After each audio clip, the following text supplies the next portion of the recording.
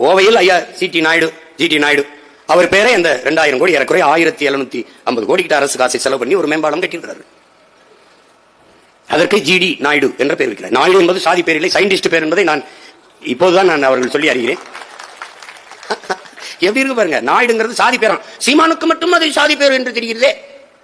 அங்க ஒருத்தருக்கு வரலாற்று பேராசிரியர் மீசியை முறுக்கணும் வீரம்னு வைக்கிறான். ஐயோ, அப்ப சுபாஷ் சந்திர போஸ் மீசியை வைக்கல, அவன் வீரம் இல்லையா? வீரம்ங்கிறது மயிரில் இல்லடா, உயிரில் இருக்கடா. டே பைத்தியக்கார அப்படியே முறிக்கிறது, பேர்ல வேற வச்சுக்கிறது. அங்க போய் அவங்க பாட்டம் புளித்தவனை சீமான் எப்படி கூப்பிடுவார்? நீ சகாதேவன் மகாதேவன் எப்படி கூப்பிடுவ?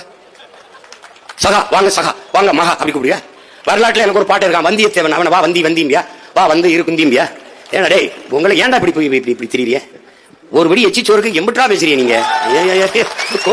கொடுமையா இருக்கு. எங்க அப்பா மரியாதை சொல்ற மாதிரி இந்த அறிவாலய தின்னச்சோர்களால நமக்கு பெரிய பிரச்சனை இருக்கு.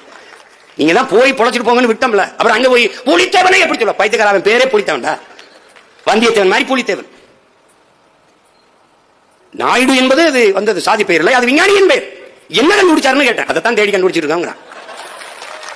இந்த பாலத்துக்கு எதுக்கு பேர்? அது ஐயா ராமசாமிக்கு மணியம்மைக்கு இடையில ஒரு நட்பு பாலமாக அவர் இருந்தார், அதனால அந்த பாலத்திற்கு பேர்.